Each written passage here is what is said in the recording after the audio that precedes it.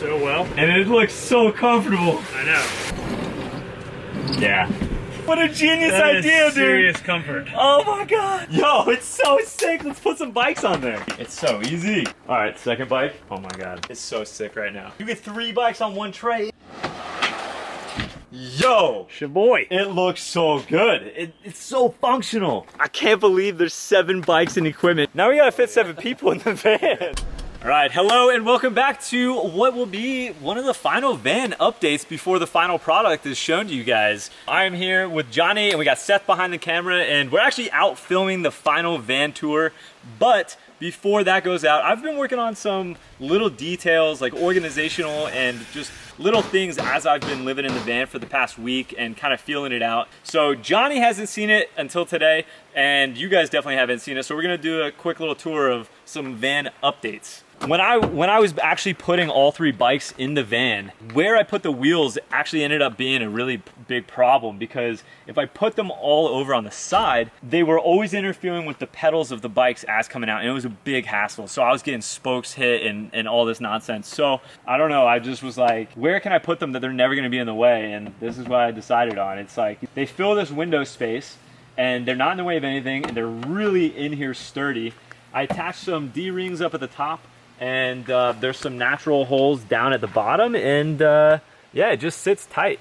This is a privacy shower thing, so this just goes behind the other wheel. So I fit 2 wheels up here and then I've been putting 1 up here. And it's super solid. Like we've been driving all over the place. Oh, they don't clank, they don't do anything. No, we were on gravel roads for like probably 30 minutes and they've been super, super solid. So this is another really big, nice addition that I've done is added some these are shoe storage. So this is providing really good storage for the back of the van just for random stuff. So I've got like shower stuff, I got a umbrella, just some rope. Over here, I'm storing all my shoes, which is really, really handy to have a place to put all my shoes. I've got like my downhill goggles, I've got gloves in this one, got my knee pads, and at the bottom to hold these in, Seth had a really good idea just to put some these neodymium, is that right? Neodymium. Neodymium magnets, and this keeps the bottom just nice and tight on the van, and then up here I attached with rope through the actual van, so I didn't even have to drill anything into the doors, which was really nice. What else is new? So inside I've been working on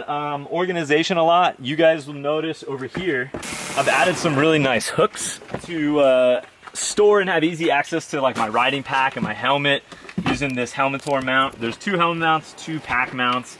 It's so easy to get on and off. It's awesome. Okay, another new thing is these ladder hooks over here, which was totally Seth's idea, and it was an awesome idea because this pocket pad has been such a pain in the ass to it didn't have anywhere to belong. And so now it's above the wheel well, which was unutilized space, and it's turning out really, really nice to have up there because I've now kind of like doubled down on that and put a bike repair stand on top of that tied to it with bungees and my camp chair underneath it tied to the ladder hooks as well. There's really no wasted space here. I mean, every inch on top of the wheel wells next to it, there's no dead space. And when all 3 bikes are in here, you also have this spot loaded up. Another thing that I've done is I had to add some HDP high density plastic to the inside of these, which are the supports for the bed, because if you look over here, it was wearing pretty hard on the wood. Yeah, so I'm talking about this stuff right here. And this is the same stuff that's on the rails. Super good for reducing friction and helping the wood last. So drilled these in and I think that's made it a lot easier to get up and down. One of the biggest things that we haven't even looked at today is this new underbed storage. I had a bunch of awkward things and I didn't have anywhere to put them. I realized that on top of the back wheel there was a ton of space that wasn't being used, like this whole space. So at first I tried to put it into place using a bungee net and it just kept expanding too much. To pull it tight enough to stay on top of this, it got too big and the holes got big and it just sagged. So what I did instead was I put in a bunch of O-rings and went and bought this like piece of outdoor cloth, like pretty tough, weather isn't like just tough stuff from Joann Fabric. First time I've ever been to Joann Fabric, actually. Very helpful there. Yeah, no, they were good. And I actually pressed in these eyelets or these grommets over here so that I could attach it all using carabiners to the corner. And I'm able to get so much stuff up in here. I've got, you won't believe how much stuff I have in here. Like this is a projector. This is a keyboard. I got like both of these. Is that a lighting stand? Yo, and look at this. And then I've got a freaking table. a bamboo table up in here. Man. All right, so the next thing that's super cool is something that Seth's gonna show off because it was his creation. It was. So what we decided to do, the refrigerator has just been kind of sitting on the ground. Now, I wouldn't say it's been sitting, it's been sliding around the ground, It's been sliding around a little bit because we didn't have it mounted. In any case, on the bottom of the fridge, we had these feet. These little rubber feet are held in with bolts. So we took those bolts out, bought longer ones, and used them to build this fan right here. So assembly was pretty. It was not easy. Nah, it wasn't easy at all. But it ended up being very precise. Super sturdy. Extremely sturdy. Yeah, it's not going anywhere. Yeah, like you basically. Johnny, you approve? Oh, I definitely approve. This was another one of those like engineering challenges because, as Seth said, all these walls are curved. They're plastic. You don't want to like drive screws into there because you don't know if you're gonna hit coolant lines or whatever. So this is pretty clever. I like that you guys even went real fancy and used some oak there. It's So it was just what we had. good, man. It looks good. Wait, that's oak? And The coolest part is that we actually made additional storage. So we have this bungee right over here. And the bungee keeps things from coming out of here. We have 2 propane tanks, an entire camping stove, and this keeps it from coming out. Pull the bungee up, you can get this out. And it doesn't budge when we're driving. We've been driving off-road and everything, and that keeps it in. And so we got him a little bit of extra storage space, basically freed up half this entire drawer. Yeah, a little bit of extra floor space here too. Yeah. The fridge is super full right now. Alex was considering downsizing on his fridge, but no, he's got the biggest one that ARB makes. A lot of beer, a lot of good veggies and coffee and guac, all good stuff. We actually all just ate lunch in here. Another cool thing that we absolutely needed was some charging up by the bed. So I've got a 2 USBs. USB ports. You're like, you know, one of the things that just makes you feel home is having your phone right by where you sleep and having it charging. But yeah, it's really nice to have. I've been using it constantly. All right, hey Johnny, can you demonstrate this other thing? So I added a hangboard to the Don't break right now. That would be it's all good. So something that's always been really hard for me on the road is to like work out to be able to stay fit, and this is a really good solution because doing pull-ups, you can do really good pull-ups, really good abs. I can work on my my crimps for rock climbing. Yo, try one of the finger holds, Seth. They're way harder. They're angled like this. Yeah, but they're pretty deep. You can crimp it. Use your thumb. Oh. Yeah. Oh. It's really hard. Yeah, that's tough, man. Because it's angled. Yeah. So I'm really excited about this, and this was not easy. Johnny, Seth, and I all worked on this like to make sure that it was sturdy enough. I had it in using the screws that came with this originally, but Johnny had these really awesome sheet metal screws. The key, I think, was that we lowered it. Yeah. I originally had it up butted against the top, but what we needed was it lower so it was leveraging against the bottom of this. So there's a big void up here too. Like the sheet metal runs here and then it's all empty up here. Yeah, the sheet metal's like this. Yeah, so we were realizing that a lot of these screws at the top were not attached to anything. We definitely had some challenges, but it's in solid. there now. It's definitely in there. Oh, hey, check this out. So I just got this stuff and I'm really excited about it. In order to keep the climate in the van cool, there's 2 things that are really, really important. Ventilation, and then have a window cracked so it can pull air through the entire van and it cools the whole thing off. It gives you a breeze. But the problem is bugs. So you don't want to just leave a window open because bugs are going to be coming all up in the van. So I found this really cool custom piece. And what you do is simply... Show the other side how it's got a screen. Right, so that's really important. It's got the screen on the other side to prevent bugs from coming in. And yet you can get air in and you can leave it on there even when it's raining. So you just roll down the window, slide this in, get it over the glass, and then just... That is so nice. And then it's locked in there. Yeah, it's awesome. So it's metal, so it's still really nice and secure. Another big deal in like regulating temperature in the van is how much sunlight hits up here in the cockpit. So these are insulated with a layer of reflectix on the outside. So it's deflecting that radiant heat, and then it's also insulated to keep the air temperature inside consistent. And it's really easy. It just goes against the window in suction cups. So it would fit just like this. Another cool thing it does is blocks out all the light. It blocks out all the light. So at night it's really good for me because privacy.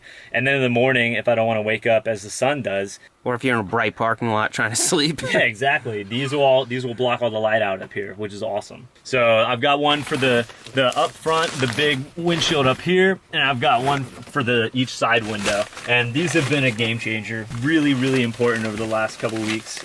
It's amazing how much light it cuts down on it. It's so nice. It does. It's so dark over here now. So dark. So one more thing that I've added that you guys haven't ever seen is a really cool under van storage in this 6-inch PVC pipe. Check that out. So one of the biggest problems was I never felt like I had anywhere to like hang out outside of the vehicle without being in the dirt or the grass. So I have this outdoor rug, but then I didn't know where to store it until we found a really clever solution on Pinterest. So come check this out. On the side of the van, it looks pretty normal until you drop down below and you see this big 6-inch PVC pipe that I'm installing. People are going to put a lot of emphasis on that. You're going to have a lot of people just going frantic in the comments and calling the police and putting on hazmat suits. A lot of people that I looked at did put it this way, but there's just no spot for me to do that. Well, if you blow a hole in the PVC pipe, then you know that it's too low. And if you don't, then she's good. Why is everything always so unfavorable on video? Like, it looks like it's 3 inches off the ground on video. But meanwhile, like, you see this thing, this is not quite 6 inches, but you could actually put this underneath the pipe. It looks surprisingly legit, actually. If you do that on all 3, yeah, with that big ass hose clamp, yeah, that ain't going anywhere. See, he's got basically a part of the car's frame, and he's got this hose clamp through the edge there. He's using the plastic zip ties just to hold it in place while he works on it. And then it's going to be all these big metal hose clamps, and he's going to have a total of how many? 3 of them? Yeah. I mean, to hold a carpet, I think that's going to be fine. Heavy. Those are heavy hose clamps. The whole purpose is to have this at a campsite so I can work out on it, I can do yoga, I can hang out, whatever, and not always have to be in sand or dirt. Like that, honestly, it's a big deal. Woo. I hope I got it tight enough. Oh, dude, it works. Yeah, but it works. Dude. And then just... You don't have a carpet in your van now, but you're carrying a carpet. Yo, I'm actually so stoked right now about Pinterest this. Success. Did you use PVC glue on that, or you just hammered it on? PVC glue. Nice. Yeah, I cemented it. Good job, Alex. That is solid. Not especially stoked about how it looks, but hey, you always photograph from the sprocket side. Like, this is how my van would have turned out if it was just me building it. You know? Just like terrible looking, but functional. It ain't going anywhere. Alright, so as you guys all know, power is really important to me. I just have a lot of equipment that needs to constantly be charged. So we designated an entire cabinet in here to be a charge station. We've got a 6 USB charger in the back, and it's not even drawing power until we want it to. Yeah, it's so simple. You just freaking just plop it in and start charging it all, and then I just close it up and leave it, and it's ready for the next ride. It's just so convenient. So it's charging with the drawer closed. Charging with the drawer closed, charging while I drive, and it's pulling from that battery, which while I'm driving is getting recharged by the vehicle, so it's like just a perfect system. Oh hey, another thing that I've done is organize all my clothes. So check this out. Every piece of clothing I own is up above this storage in a really neat, tidy container. Check it out. Need to grab a shirt to put on. Boom! I don't know why I have that many shirts. And that pretty much brings you guys up to speed with the van as of now. It's just about done, and I'm really excited about how it's coming along. And if you want to see just the end product, Seth is actually going to be making an all-encompassing van tour, and he's going to be putting that out on his channel within a couple weeks. So make sure you guys keep an eye out for that.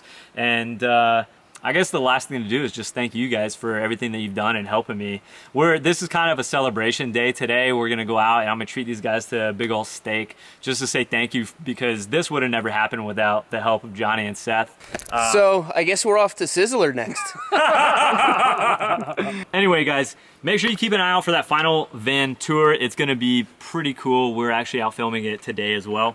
And then keep an eye out for all the adventures to come in the van. And you guys are both going to have to join me at some point in the van. Man. Joshua Tree, baby, this winter. Absolutely, man. Absolutely. There's going to be some really fun collabs to come. So until I see you guys there, you know exactly what to do. Live free, ride hard, and get stoked. We'll see you there.